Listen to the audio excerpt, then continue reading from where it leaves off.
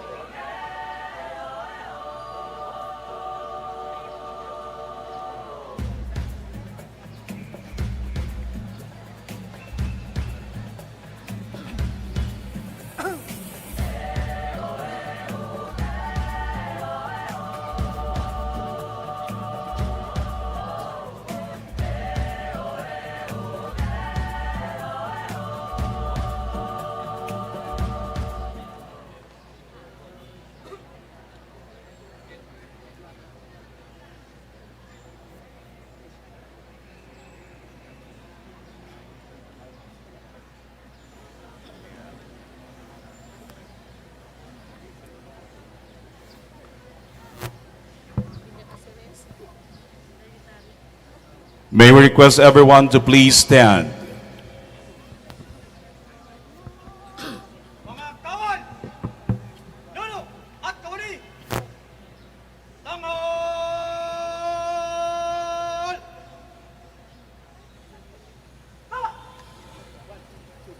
Bayang magiliw para sa silanganan, alam ng puso sa dibdib mo'y buhay. Lupang hinirang, duyan ka ng magiting, sa manlulupig, di ka pasisiin. Sa dagat at bundok, sa simula, sa langit bumagaw, may dilag ang tula at awit sa paglayang minamahal. Ang isap ng watawat mo'y tagumpay na nagdiningning, ang bituin at araw niya kailan pa may di magdidilim. Lupa ng araw ng wal, ating pagsinta, buhay ay langit sa piling mo. Aming ligaya ng pag may mga api, ang mamatay ng dahil sa'yo.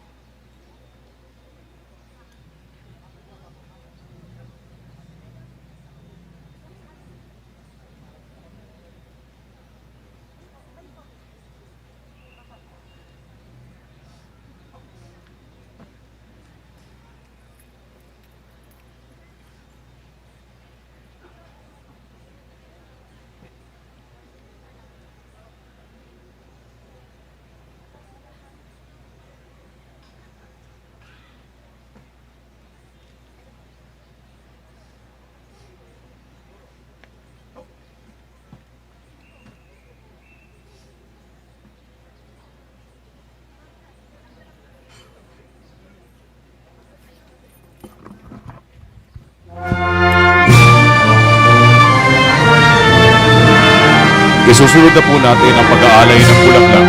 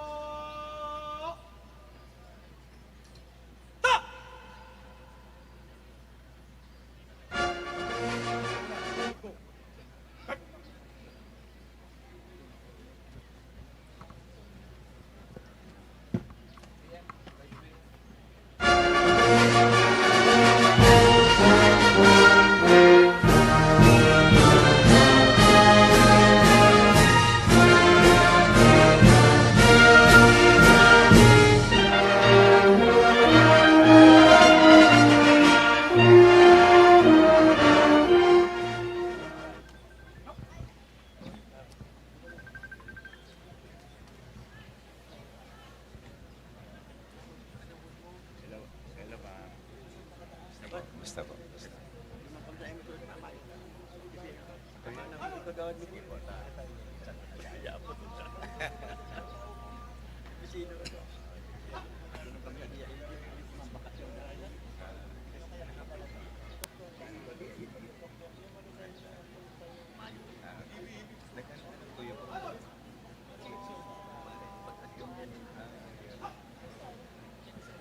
Kap.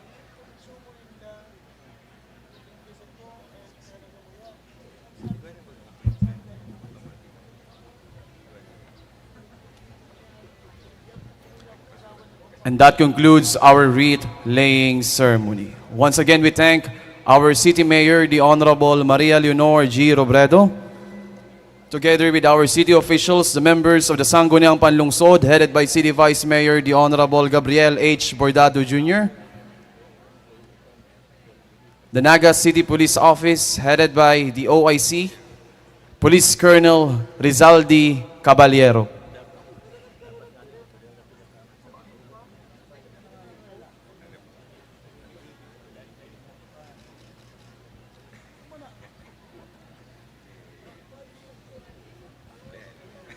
At this point, we now proceed with the community flower offering.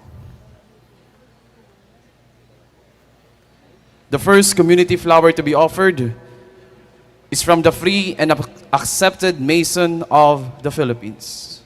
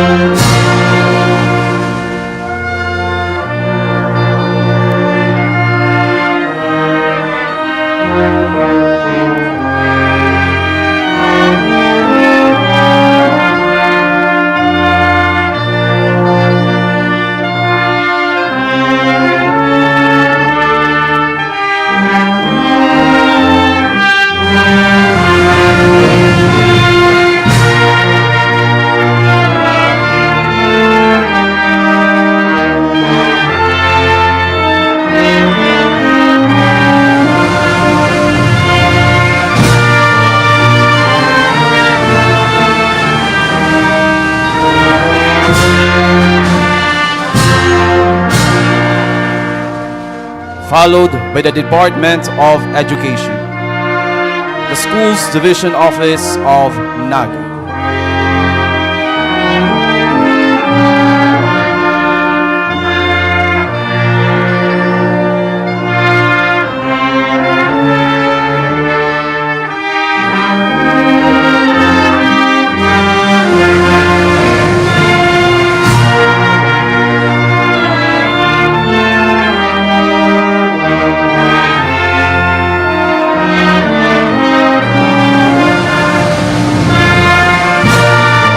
We also have the Boy Scouts of the Philippines.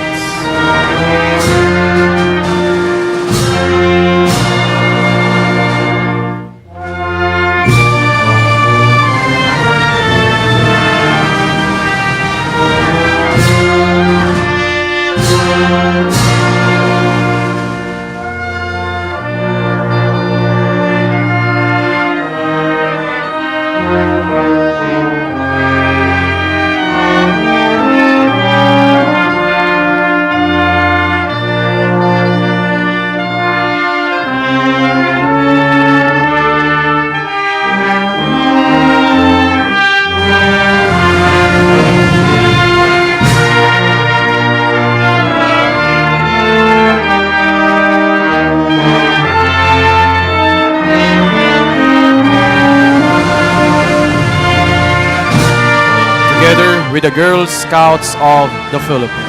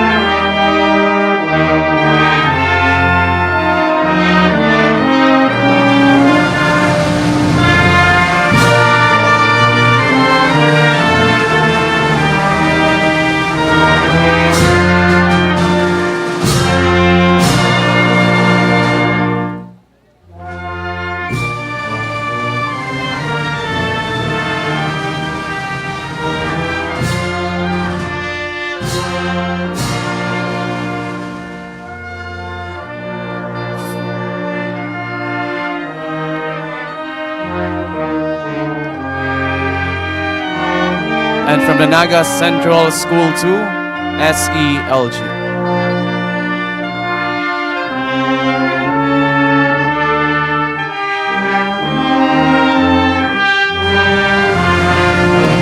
The Naga Central School 2, SLEG.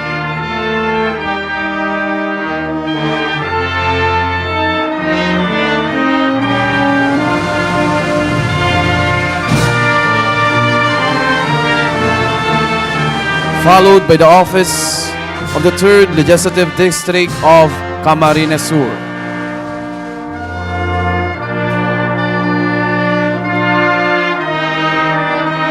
The next community flower to be offered is from the National Historical Commission of the Philippines.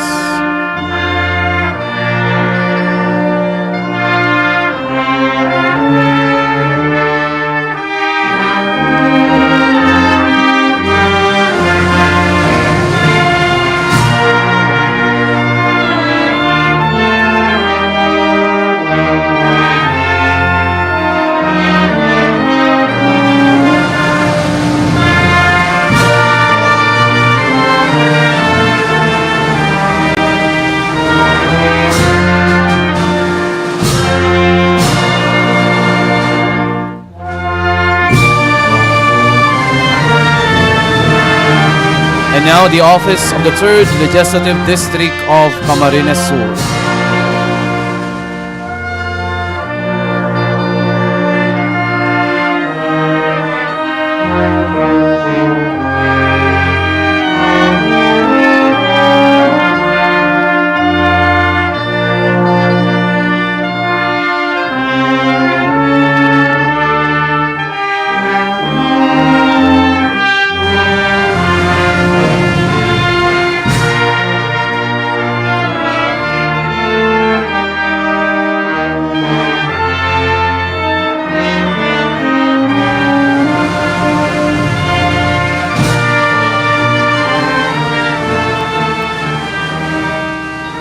And that concludes our community flower offering. Once again, we thank the personnel of the Naga City Police Office under the command of Police Captain Hil Guban.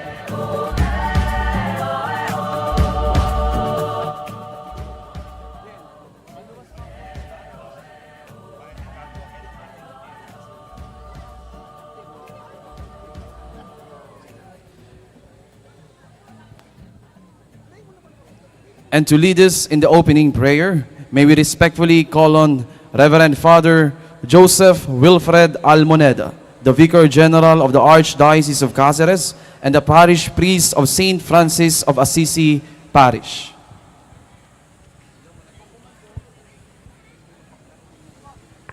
May we ask everybody to dispose ourselves. We're going to pray to God for this celebration.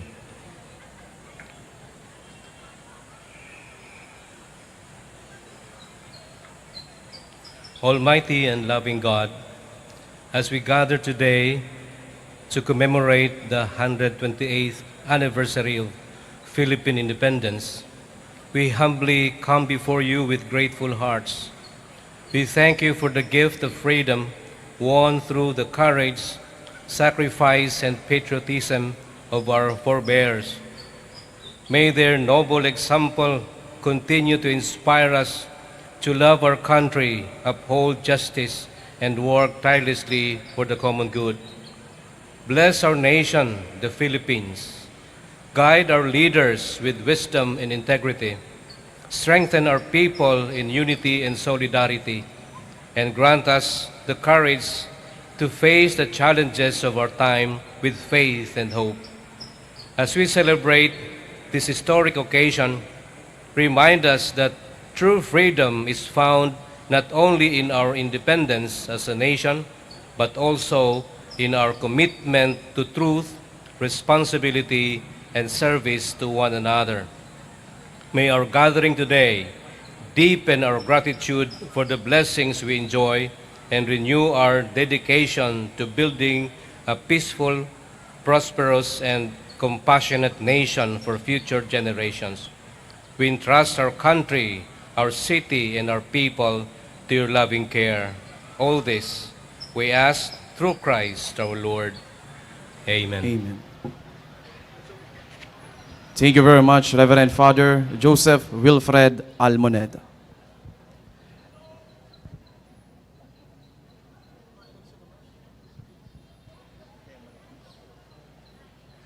And to lead the recitation of the panunumpa ng katapatan sa watawat ng Pilipinas, we invite Margot Elijah Locre Bico, grade 6 pupil of the Naga Central School 2. Humarap po ang lahat sa bandila at sabay-sabay tayong manumpa. Panunumpa ng katapatan sa watawat ng Pilipinas. Ako ay Pilipino, buong katapatang nanunumpa sa watawat ng Pilipinas at sa bansang kanyang sinasagisag, na may dangal, katarungan at kalayaan, na pinakikilos ng sambayanang makadiyos, makatao, makakalikasan at makabansa.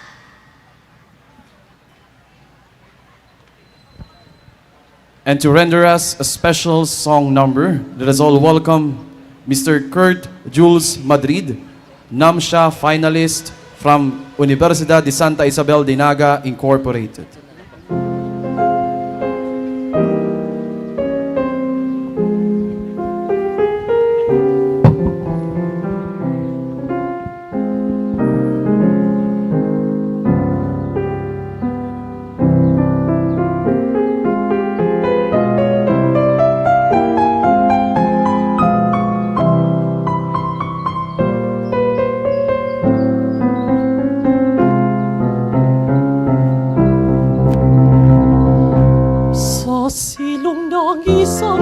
Sa may sinisikatan ng araw, doon ang mga ibon ay malayang nagsisipag-awitan.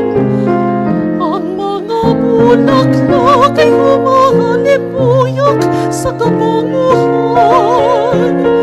Yun ang sinilangan niya ring katauhan.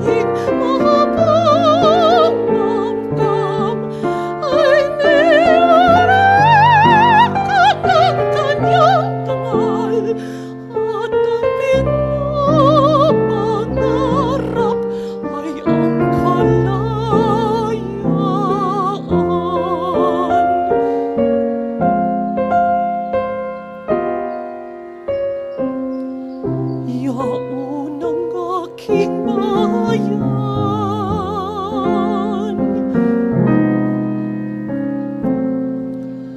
Nasagana sa yaman at ang kulang na laman yung kasarian.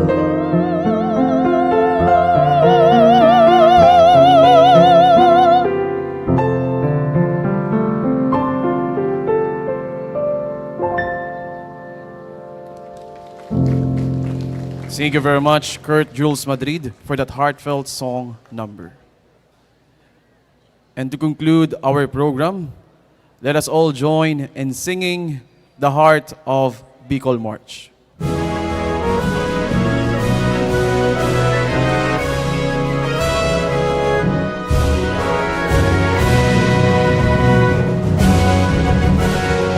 Heart of Bicol, rich in culture and history, you call to mind symbols of the rarest nature, a tree, a river, and a shrine. See of souls within your voices, in church and street and marketplace, in Campus Day, and river flows, shapes our lives and heals our days. Heart of Bicol, love the city, runs of love and fire and blood. We see the years of promise landing in this cathedral town of God. Yes, our city, queen of praises, lost this heart that you belong. Pour upon our rock your faces, hold the magic of your love. Pour upon our rock your faces, hold the magic of your love. And that ends our commemoration of the 128th Philippine Independence Day. Mabuhay ang Pilipinas, mabuhay ang lungsod ng Naga. At this juncture, we will have a group photo op. We invite our city officials in front of the monument of the Plaza, Quince, Martires. We advise everyone to please stay for we will have a group photo op by batch. Once again, we invite our city officials in front of the Plaza, Quince, Martires monument. We also invite the City Director, the OIC of the Naga City Police Office, Police Colonel Rizaldi Caballero, Brigadier General Cruz of the Philippine Army,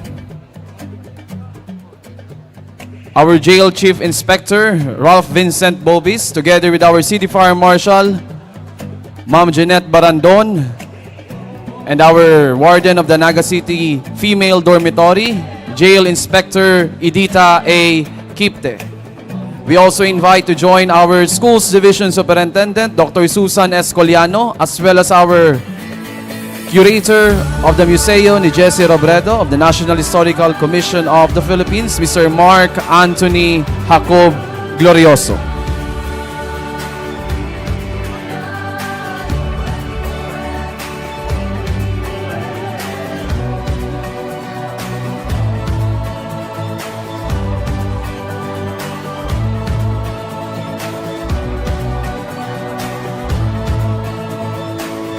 Once again, we invite our city officials, Mayor Lenny Robredo, Vice Mayor Gabi, and our city councilors for a group photo op.